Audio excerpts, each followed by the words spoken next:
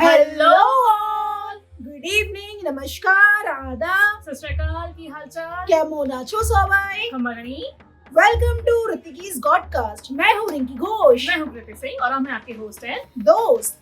तो रिंकी, आज का टॉपिक से पहले हम आप लोगों को सॉरी बोलना चाहते हैं कि पीछे से कोई भी नॉइज आ रहा तो please ignore it, because situation कुछ ऐसी है।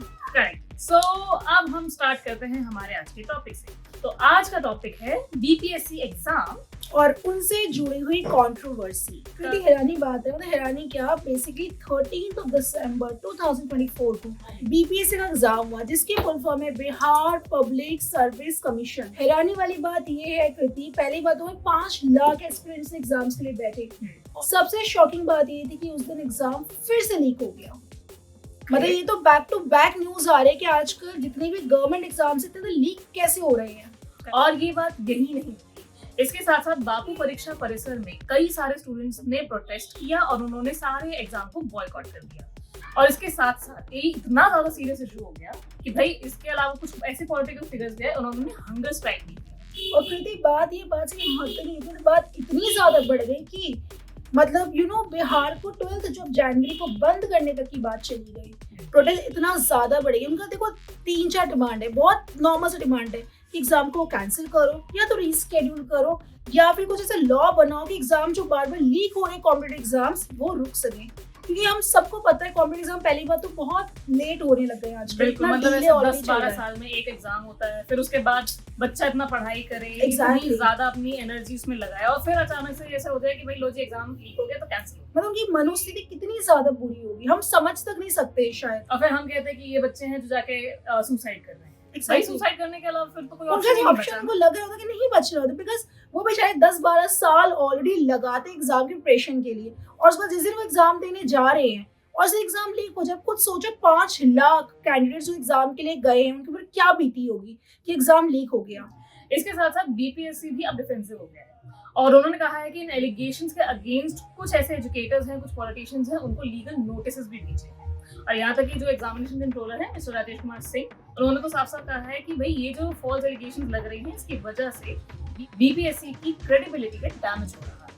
मतलब दे आर ट्राइंग टू से कि जो एलिगेशंस लगे वो सारे बेसलेस हैं। करेक्ट। बहुत हैरानी वाली बात है कि इतना कुछ हो गया, इतने न्यूज में आगे 5 लाख बच्चों का करियर तक बर्बाद होने को रेडी, मतलब वो उनके दाव पे और उसको बेसलेस बोला जा रहा है। क्योंकि तुम्हें पता है ये जो सारी चीजें हो रही है वो एक सिस्टम पे क्वेश्चनिंग पुट कर रही है, बहुत सारे इश्यूज आ रहे हैं। फर्स्ट इज जैसे मैंने स्टार्टिंग में ही बोला था पेपर लीक होना, वो वहीं पर एक बहुत बड़ा क्वेश्चन है। सेकेंडली हर टाइम एक रूमर्स आना कि भाई पेपर लीक हो गया है, जो बेचारे एस्पिरेंट्स हैं उनका कॉन्फिडेंस कहीं शेक होता है, right. And the last one, the main one, कि टाइमली उनको रिस्पॉन्स नहीं मिलता, वो कुछ क्वेश्चंस पुट कर रहे हैं या कम्युनिकेशन क्लियर नहीं, ये बहुत बड़े इश्यूज है। अकाउंटेबिलिटी नहीं है, कोई अकाउंटेबिलिटी को रेडी नहीं है। करेक्ट, मतलब जो बोलना चाह रहा है वो बोल रहा है, जो करना चाह रहा है वो कर रहा है। एग्जैक्टली, कहीं पे चीजें क्लियर ही नहीं है, अनक्लियर है चीजें, रूमर से भरोसा किया जा रहा है, एग्जाम से कोई इंटीग्रिटी है ही नहीं।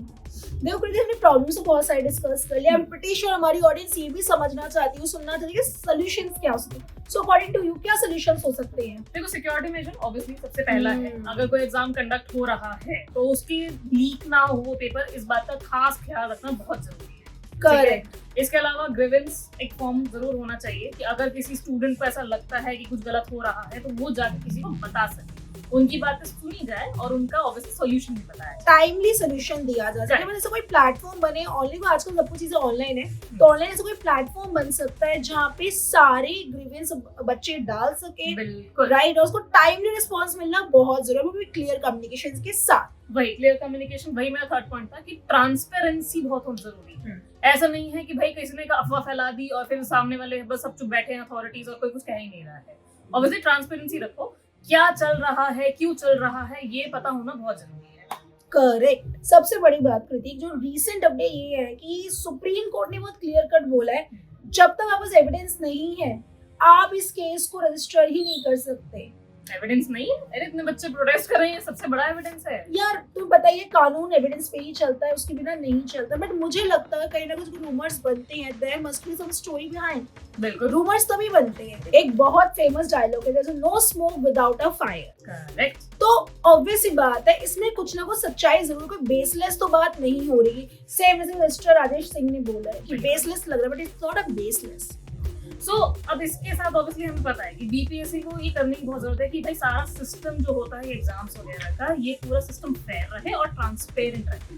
और ये सब बीपीएससी की बात है, जितने भी अपने गवर्नमेंट एग्जाम होते हैं उन सब में ये सारा एक ट्रांसपेरेंसी होना बहुत जरूरी है, एक फेयरनेस होना बहुत जरूरी है। एग्जैक्टली। ताकि जितने भी एस्पिरेंट बेचारे आ रहे हैं इतनी मेहनत करके, इतने सालों की प्रैक्टिस के बाद, उनका ये ना हो कि भाई ठीक है हमने एग्जाम दिया, ले भाई फिर से लीक हो गया और अब हम कुछ कर ही नहीं सकते, अब वेट करो जब नेक्स्ट एग्जाम हो। और कॉन्फिडेंस शेक भी हो जाता है बच्चों का, Correct. क्योंकि बच्चे ऑब्वियसली डिप्रेशन में जाएंगे। आप खुद लगाओ, अगर आप किसी चीज के लिए 10-15 साल प्रिपरेशन कर रहे हो, लाइक जनरली क्या होता है बच्चों को पहले से होता है वो क्या बनना चाहते हैं, राइट? उसके लिए 10-15 साल प्रिपरेशन कर रहे हैं और ऐसा कुछ आ जाए तो उनका कॉन्फिडेंस कहीं ना कहीं शेक तो होगा, एंड अगेन उनको 10-15 साल और वेट करेंगे। और समटाइम ये भी होता है उनकी एज तक निकल जाती है। देखो जनरली क्या होता है, एग्जाम की एज होती है, कुछ एग्जामिनेशन की एज हो सकती है 25 हो सकती है, फॉर एग्जांपल 30 हो सकती है। जब बंदा ऑलरेडी 10 साल से लगा लो 20 साल की उम्र से तैयारी करना शुरू कर रहा है और उसका एग्जाम हुआ और 30 साल तो पहुंच गया और उसके वहीं पर एग्जाम में पढ़ूंगी, इसको फिर 10 साल तो वेट कर ही नहीं सकता, वो टाइम निकल गया। वही तो फिर जो हम ये बोलते रहते कि वो गवर्नमेंट जॉब लग गई अब तो भाई फ्यूचर सेटल। जब गवर्नमेंट जॉब ही नहीं मिलेगी तो भाई फ्यूचर सेटल कैसे होगा? जब तो प्राइवेट में जाएंगे ना, एग्जाम ही क्लियर कैसे होगा? फिर हम बात करते हैं हमारे पे सिक्योरिटीज की कमी, पुलिस ऑफिसर्स अवेलेबल नहीं, वो कैसे होंगे?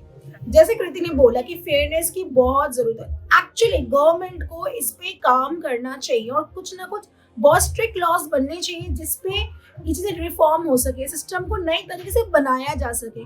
और मुझे लगता है सबसे अच्छा तरीका है आजकल हर चीज को सिस्टमैटिक ऑनलाइन करना, बिकॉज ऑनलाइन पे चीजें चोरी नहीं हो सकती इतनी इजीली जितना पेपर वर्क में मैनुअली होता है। करेक्ट। देखो ऑब्वियसली बात है, अगर कोई अफवाह ही फैला रहा है कि भाई एग्जाम लीक हो गया तो फिर वो तो खैर ऑनलाइन हो सकता है, लेकिन अगर इस चीज का प्रूफ ही नहीं है और आप कह रहे हो कि ब्रेसलेस है, कुछ ऐसा हुआ ही नहीं है, तो फिर बच्चों को फिर भाई समझाओ। फिर ये बीपीएससी का फिर ये ऑब्वियसली उनकी ऑब्लिगेशन हो गया है कि वो जाके स्टूडेंट से बात कर सके, उनको बता सके ऐसा कुछ। और अगर स्टूडेंट को ये पता है कि पेपर लीक हुआ है, वो अगर प्रोटेस्ट कर रहे हैं तो बाद में कहीं ना कहीं सच्चाई तो है। There must be reason, क्योंकि कोई ऐसे बेवकूफ लोग नहीं बैठेंगे कि जाके चलो जी हंगर स्ट्राइक कर लेते हैं। कितने फेमस इन्फ्लुएंसर्स भी हैं जो इसमें गए हैं और वो भी जख्मी हुए हैं, राइट? और इस पे गवर्नमेंट को एक्चुअली स्ट्रिक्ट एक्शन लेना बहुत बहुत बहुत, बिकॉज हाई टाइम नाउ। कभी नीट का एग्जाम हो जाता है, कभी बीपीएससी एग्जाम, जैसे कभी यूपीएससी, कभी कोई मतलब हर दिन कोई ना कोई एग्जाम। एक तो ये एग्जाम्स हो नहीं रहे हैं आजकल गवर्नमेंट एग्जाम्स, राइट? और ऊपर से जब भी होते कुछ ना कोई लीक या रिजल्ट में प्रॉब्लम आ जाती है। करेक्ट। सो ये था आज का हमारा episode. I hope, sorry we hope कि आपको ये ऑब्वियसली कुछ तो समझ आया होगा कि एग्जैक्टली सिस्टम में चल क्या रहा है और हमें क्या करना चाहिए एज अ सोसाइटी और गवर्नमेंट को क्या करना चाहिए, इनकी क्या रिस्पॉन्सिबिलिटीज हैं। आप अपने कमेंट करके शेयर जरूर करें अपने व्यूज। इसके अलावा मुझे लगता है आज का एपिसोड हम यहाँ पे खत्म करते हैं और आपके क्या फीडबैक से हमें प्लीज कमेंट में बताइए, राइट? एंड पिछले एपिसोड में थैंक यू सो मच, आप सबका प्यार हमें भर भर के मिला है। एंड इन केस अगर आपको हमारी कोई बात बुरी लगे तो उसके लिए we are very sorry. So keep watching, keep liking, keep subscribing, keep sharing our podcast with your friends and family. Love you. तब तक के लिए बाय, लव यू ऑल।